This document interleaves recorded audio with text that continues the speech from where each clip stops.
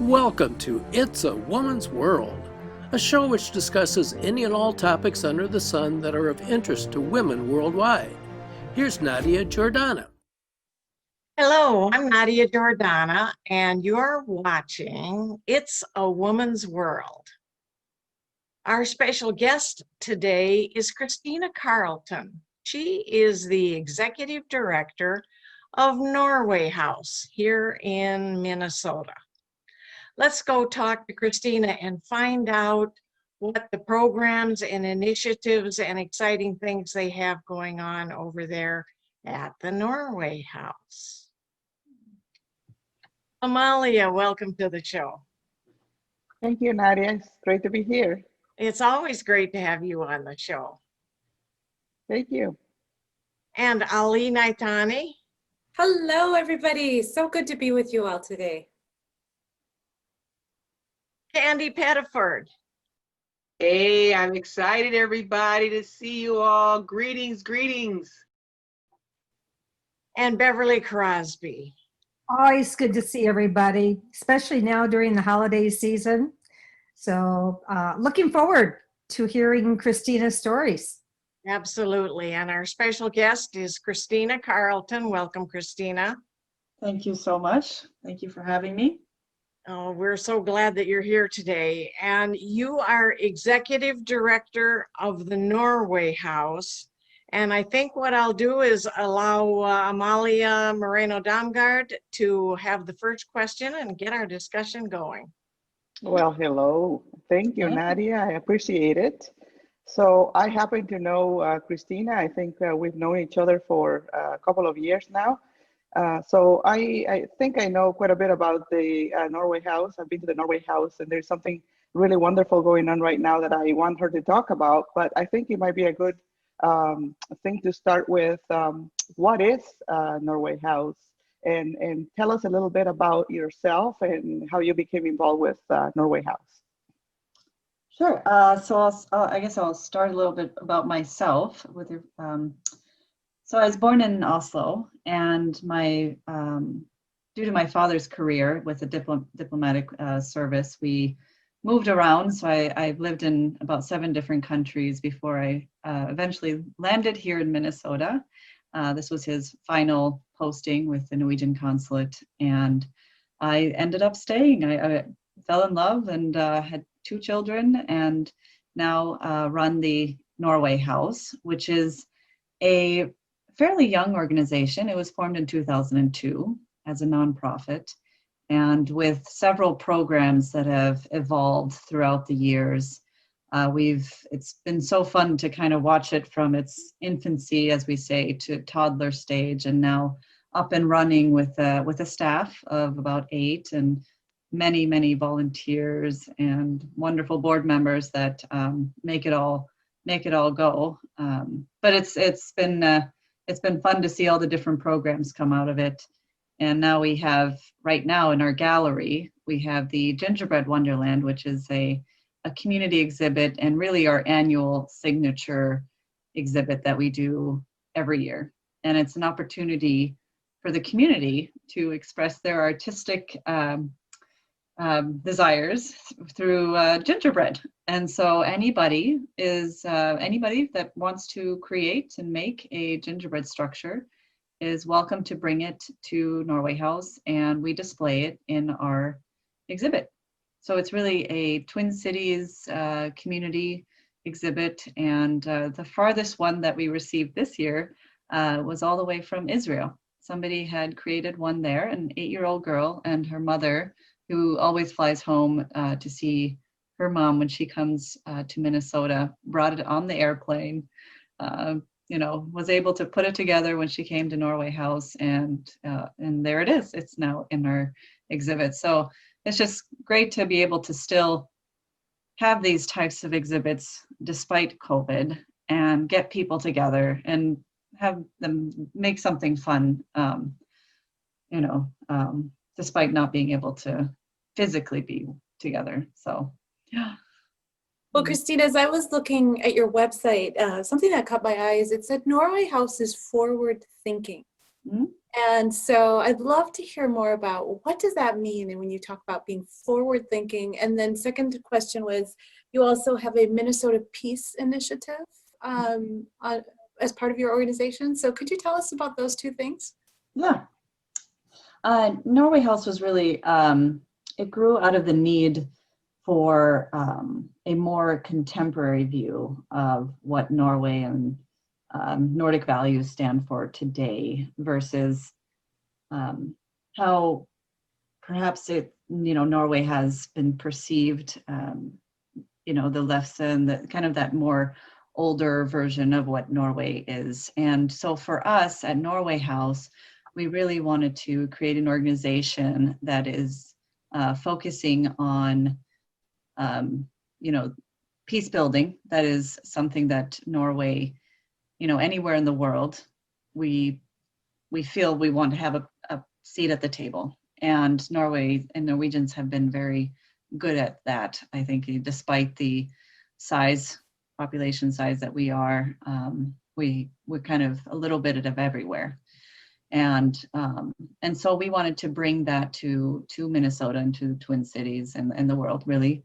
And so we created the Minnesota Peace Initiative back in 2008 to be able to express just twice a year through our events, and it's a free event to attend, really any kind of current events that are happening anywhere. I mean, we've had topics span the globe, and you name it. And it's really whatever is currently going on is what we will start to work towards and find interesting and relevant speakers.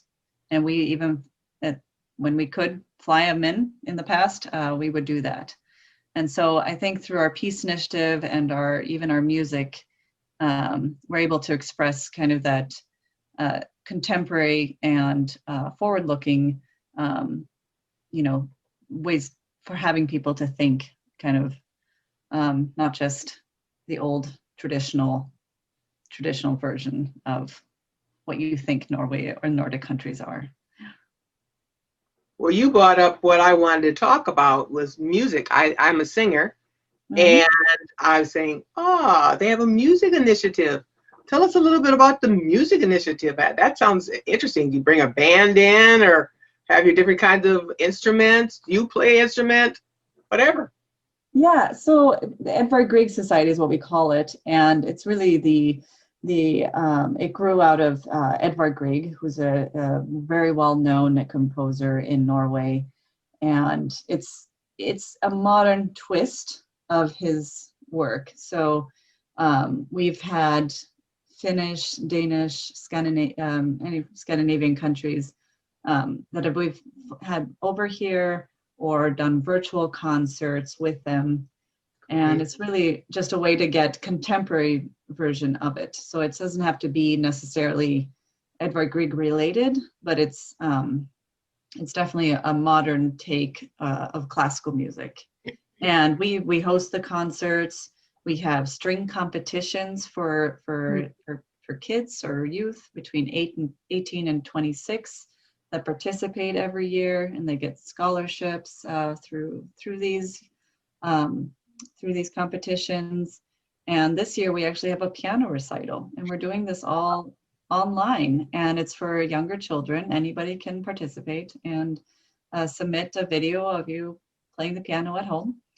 And so it's wonderful to be able to promote music. It's a huge part of what Norway and the Norwegian culture is. So it's just another piece, of our going back to our mission, which is arts, business, and culture.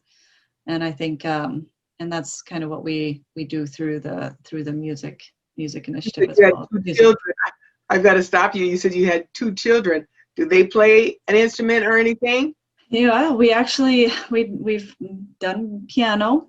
We've done a lot of piano at home, and so it's been a little interesting through COVID, with a iPad in front of it with a teacher. But before that, obviously, it was much easier going in. But yes, we do mostly just piano. Great. Yeah. Good. And I have to, make sure that they're two boys, they're two energetic boys, so they're they would much rather be outside playing, but, Oh yeah. but this is important. Well, Christina, I have a question. It sounds like you brought a little bit of home here to Minnesota, and I haven't seen this all the projects, but I would love to go visit to learn more about Norway. Tell me, what do you miss about home? I mean, home being Norway. Yeah, it's really during the winter time that I miss being in Norway. It's so much easier to be able to put on your skis and go up to the mountains and go skiing, for example, or go for a hike. I mean, just kind of the simple things in life, right? It's getting your family together, put on a warm sweater, and pack up some lunch, and hit the trails and just go walking and skiing and cross country skiing. I think those are those things that I really miss. That nature is just kind of a part of you a little bit more than we have here. I love the lakes. I love the trails that we have. It's certainly very beautiful, but that mountains and those aspects to it is something that I certainly miss a lot right now, and especially during the holiday season as well. We really go all out on Christmas. It's a special holiday, and the candles, and every little window has a star lit or something. It's a very cozy, koselig is what we call it, time, or hygge in Danish. It's a very important time in Scandinavian, and it's because of the dark days. We have very little sunlight, very little light, and so we try to create that kind of warmth and sunlight and light inside our homes. And so that's kind of where that culturally, where that cozy feeling comes from. I have a question. Christina, I have an interest in genealogy, and I even have a grandmother who traced our genealogical history back to Norway and some of the Scandinavian countries there. What I found fascinating, and maybe you can illuminate on both the genealogy and this manner that they did for naming people for towns, and for their father and the son of the father. There's one back in our history, or maybe even more than one, that only had one name to begin with. And I just find that fascinating. And can you tell me a little bit more about that? Yeah, so very common back then to name your children or basically from the town that you were from. And I know even when they came to the US and came to New York, and they, they'd have to change their names to something that was a little bit more easily readable, or here in the US. And I've kind of seen the progression of some names go, so that they're where they've started and to where they are kind of today, and how you kind of see that process. It's fascinating. And yeah, so are your ancestors then, did they come from any Scandinavian country, or is it? Some did, and it was way farther back. I believe it was Norway, and then there's a bunch on the England side, and then over into the Slavic countries too. So there's a whole mix. But I just found the naming, when they were able to trace so far back in the Scandinavian countries, that I just found that fascinating. Well, we still have church books that you can look up in these tiny little towns all throughout Norway. They can go and trace back those family names, and they're still there. It's incredible, the genealogy work. And right now, a lot of it has been digitized, and one of the features actually of our new building in our lower level will be we're storing all these big books. So all these genealogy books will be in a climate-controlled area, and then we'll have interactive display cases for kids and youth to hopefully gain an interest in looking into how you trace your family root or how you trace your family back to where you came from, and the steps that they have to take. I am wondering if you want to share something that you feel that is important for the community to know and for us to know, something that may be related to either Norway House or to you personally or to your background. Oh, that's a great question. I think I even though Norway House sounds like it's something for Norwegians, it certainly isn't. It is open and welcoming to all, and I think that's why we've had such an emphasis on different types of programming, because we want to make sure that everybody feels that connection to we're all connected in some way. And I think through different types of programs, we can find commonality. And I think that's one of the things that I've just really enjoyed about Norway House is that we're a cultural organization that all of a sudden will have, somebody from Finland showing their business company, promoting their company, and the other next day we'll have a conference on totally different topic, and it's that ebb and flow that brings new people in, and that makes you just feel like you're doing something good, and you're connecting people to one another and networking and opening up possibilities. And I just think that's I just hope so much for that in the future. Christina, I was wondering, as the executive director in this time again of COVID, and sort of just the things that are just going on in the world, I even often think about the racial injustices, and as you lead this organization, just curious, as an executive director, how do you lead through at a time like this when there's much ambiguity? And I've noticed the Norway House is closed to the public until December, as you have a date down. But can you just give us some insight about how you go about it? Yeah. So it's been an interesting time being an executive director. I do talk to other leaders in the community and around the country about how they've pivoted. Seems like to be the word this year, and it's been. I feel like that you go about your daily life and you everything is just kind of rolling, but with this whole COVID, I had an opportunity to kind of slow down and really look at the different components that are essential and important. And the silver lining has been that we have been able to kind of internally look at what's important for our organization and to consistently look back at what's our mission.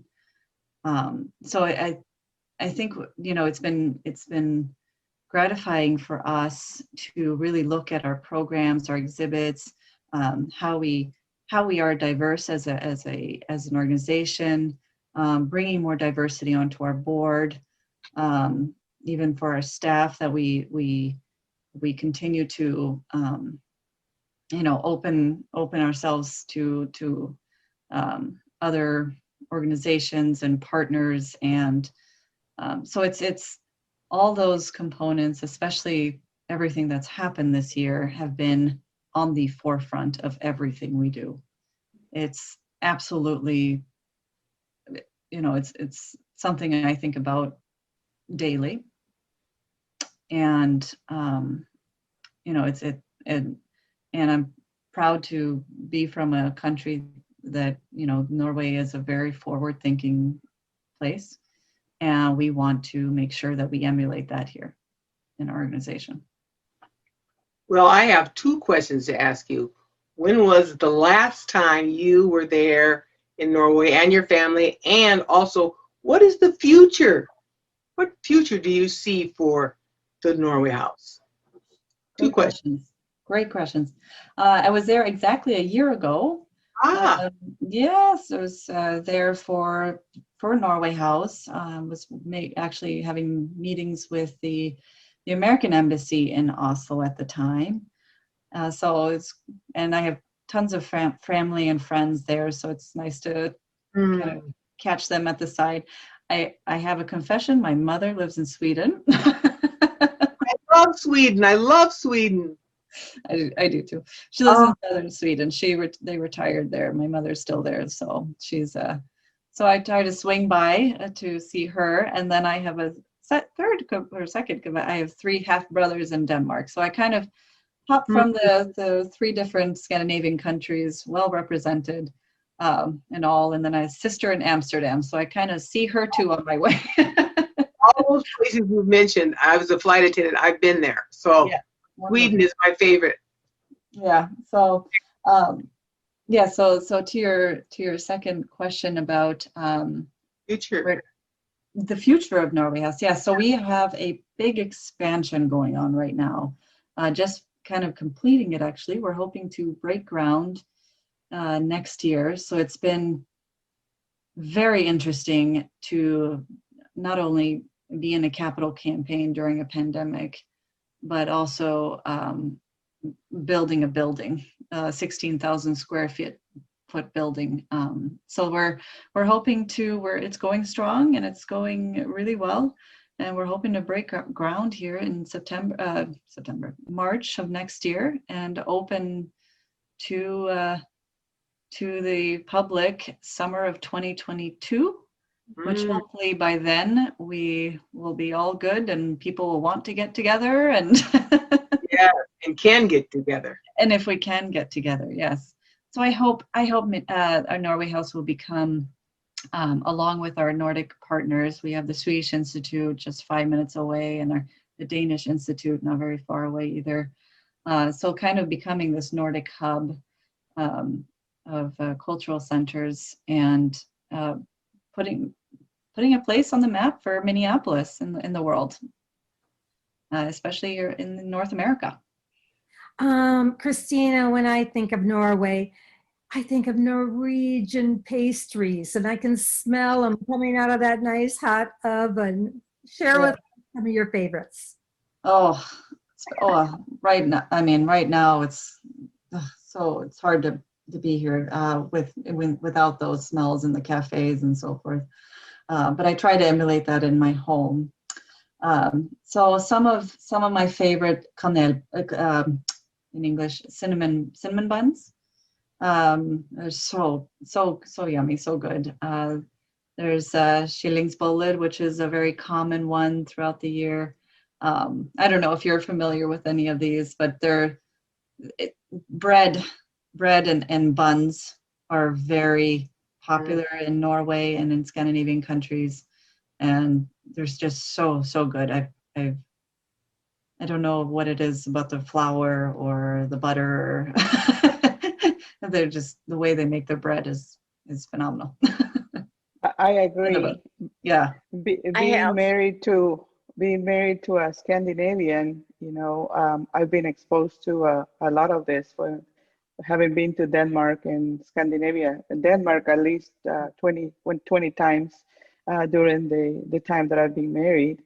So I'm curious about, you know, how you see the differences, the cultural differences between Norway and Denmark, and with the Scandinavian countries. I assume there are a lot of commonalities and some similarities, but there are some nuances there too. What are those nuances that you see? It's so funny. I mean, I grew up in all 3. And so I was just exposed to all 3 regardless. So many times people ask me, well, what are the traditions of a traditional Norwegian Christmas meal. And I say, well, I had an influence of my mom who's Swedish, so I'm not sure if the meatballs were really Swedish or Norwegian, but but this is what we did.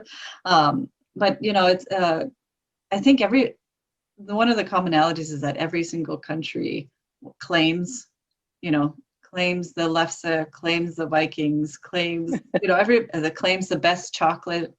So we all kind of have this stubbornness about us that we're all the best in something, and then we all kind of tease one another, very similar to the way maybe Minnesota, Wisconsin kind of, that same, because it's so similar in many ways.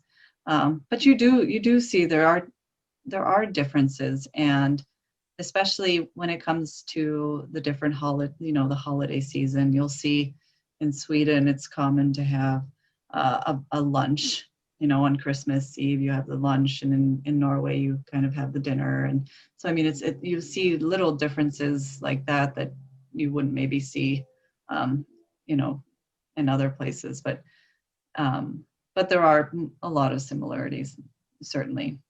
But, yeah, as you know. I'm so pleased you touched on the Christmas Eve traditions and things like that. And we actually have about a minute if you wanted to do real briefly talk about the business component to your initiatives at the Norway House before we say goodbye.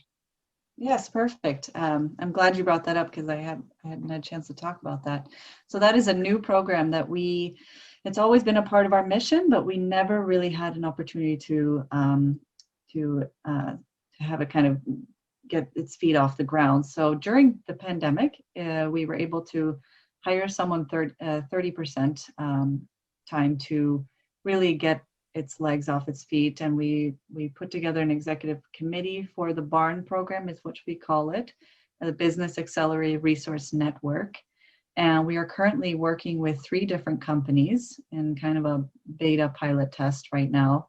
And they are looking from the food industry to jewelry industry to the med tech industry.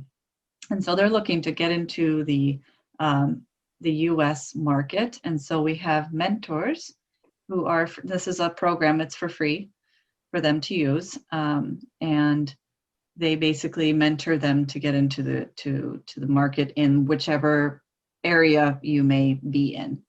And so that you could end up in the Bay Area or the East Coast, but we want to be that springboard into the market here, into the US market. So that's what we're trying to. That's great. That's great. Thank you so much, Christina, Thank for you. being on the show today. You are a delight. This was fascinating. Thank you. Amalia, thank you. Ali, Candy, and Beverly. And of course, our wonderful audience, thank you for watching us. We'll see you next time on It's a Woman's World with a brand new guest.